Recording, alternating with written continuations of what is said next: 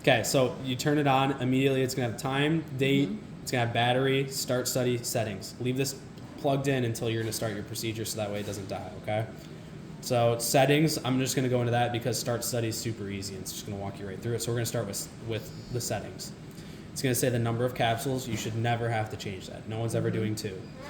Study duration is 96 right now. You can edit that if you'd like to. Most physicians are going to keep it at 96. It's going to stay there for 4 days anyway, so why not just leave it there and get the most data that you possibly can. And then there's preferences down at the bottom. So there's going to be a bunch of options here. You shouldn't have to edit any of this really. Show pH value. That's just going to say we're showing this the pH value on the screen so the patient can see it. Button beeps, so every time I hit a button it beeps. I always tell people to leave that on because that way the patient knows that they had hit a button and it recorded it. Capsule LED blink, not important. Set date and time. This is where you're going to be changing that date and time if it's wrong, okay? So I'm going to go into it so that way you guys can see it. You can go up and down. Those are the up and down arrows that with the triangle and circle, okay? And then you can edit all the way down to the time at the bottom, okay? When we're complete, if you just keep hitting square, it's going to just keep entering over and it'll just like, if you get to the bottom here, it'll just go back to the top and it's not going to save that, okay? So you need to press this button here to save that. And that way it's saved. The bed button? Or the bed button, exactly. You got to think of it like an enter button because it's got that little enter line there. Below set date and time, we have date format, so you can do like month, day, year, or day, month, year. Time format, so 12 or 24 hours. Language, backlight duration, so how long this stays on.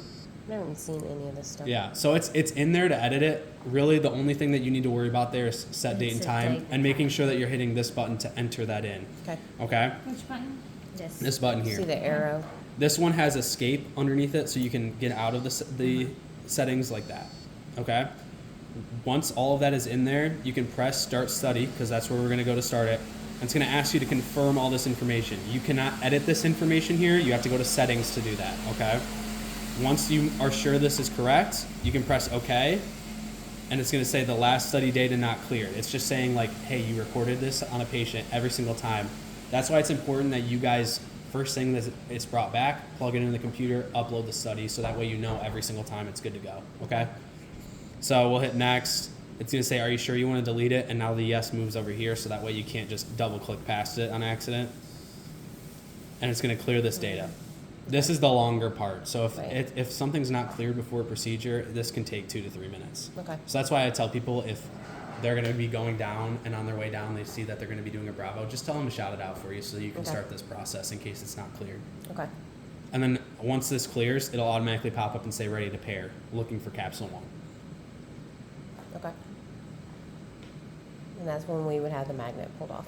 Yep. Okay. That's it. All right.